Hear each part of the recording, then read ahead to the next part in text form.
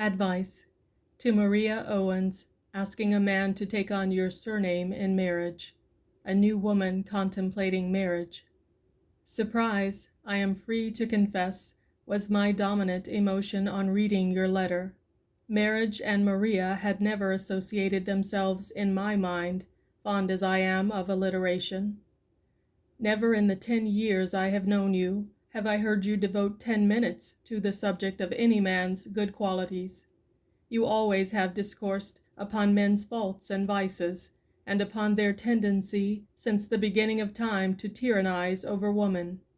I was unable to disprove many of your statements, for I know the weight of argument is upon your side, even while I boldly confess my admiration and regard for men as a class is greater than that for women. The fact that the world has allowed men such latitude and such license, and made them pay such very small penalties, comparatively speaking, for very large offenses, causes me to admire their wonderful achievements in the noble living all the more, and to place the man of unblemished reputation and unquestioned probity on a pedestal higher than any I could yet ask builded for woman. It is more difficult to be great before the extended tentacles of the self-indulgence octopus than in the face of oppression and danger. When the laws of the land and the sentiment of the people permit a man to be selfish, licentious, tyrannical, and yet call him great if he accomplishes heroic deeds, it proves what intrinsic worth must lie in the nature of those who attain the heights of unselfishness and benevolence and martyrdom, asking no reward and often receiving none until posterity bestows it. Those who can take the broad road of selfishness unmolested and choose the narrow path of high endeavor instead seem to me greater than those who overcome mere externals. Many such men have existed, and the steady, slow, but certain progress of the world, from barbarism to civilization, from accepted cannibalism and slavery to ideals of brotherhood, we owe to them. All new discoveries, all greatest achievements are due to men. Woman, I know, has been handicapped and oppressed for centuries by superstitions and traditions and unjust laws, but it is unfair to ignore the bright and see only the dark side of the picture, which the centuries have painted for us on the background of time. This letter is only a resume of many conversations between you and me, and it leads up to the explanation of why I am somewhat dazed and stunned by your announcement that marriage is a possible event in your near future. My self-conceit in regard to my knowledge of human nature every now and then receives a blow. So soon as I have arrived at a positive conviction that I understand any human being thoroughly, and feel that I can safely predict what that person will or will not do, I usually meet some such bewildering experience as this. I would have laughed at anyone who suggested the possibility of your considering a proposition of marriage.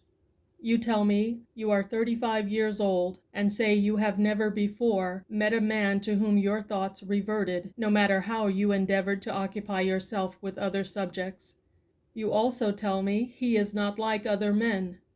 These two statements are wonderfully familiar to me.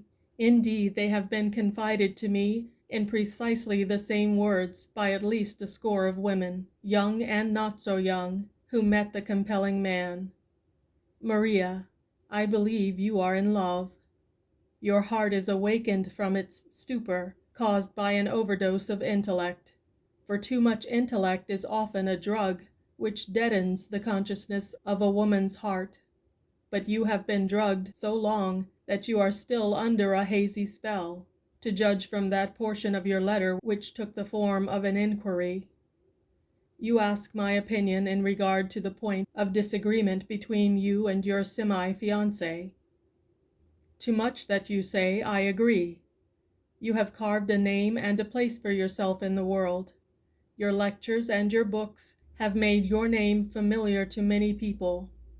Your lover is unknown to the public, a man in the private walks of life. Therefore you think, if he loves you as he should, To become your husband, he ought to give up his own name and take yours, or at least add yours to his own. You assure me it is merely a matter of habit, that women have obliterated themselves on the altar of marriage, and that it is time a new order was instituted. You think the hour calls for pioneers to establish new boundaries in a new world where woman will be allowed to keep her individuality after marriage. Meantime, your lover does not feel that you really love him when you ask him to take this somewhat radical step for your sake, or for the sake of all women, as you put it. And there you both stand, with only this ridiculous barrier between you and happiness. You are still influenced by the intellectual drug, and it hinders your heart from following out its best impulses. You have not yet learned more than the ABC of love, or you would know that the greatest happiness in loving lies in sacrifice. To take and not give, to gain something and give up nothing, is not loving. Now I think I hear you saying, "But why should not my lover give this proof of devotion as well as I? Why should not he be ready to sacrifice a tradition and a name to please me? Why am I more unloving or selfish than he to refuse to give up my name?" My answer follows. Any woman who asks a man to give up his name and take hers, unless some great legal matter which involves the property rights of others hangs on so doing, asks him to make himself ridiculous in the eyes of the world. She indicates also that her family name and her own achievements are dearer to her than his. No woman loves a man enough to be happy as his wife if he is not dearer to her than any mere personal success, however great. The man who asks a woman to take his name obeys a tradition and a custom, to be sure, and the woman who accepts it does not display any especially heroic trait. Therefore, what you demand of your lover is a far greater proof of devotion than what he asks of you. No woman who fully understood the meaning of love could ask this of her future husband.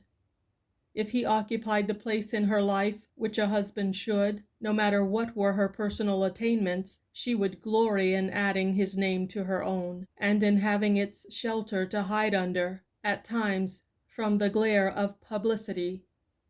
Should you choose to keep your name, Maria Owens, with no addition, for your lectures and your books, it is quite probable your husband would not object. And again, if your achievements are worth the thought you give them in this matter, they are great enough to endure, even should you add the name of Chester to that of Owens.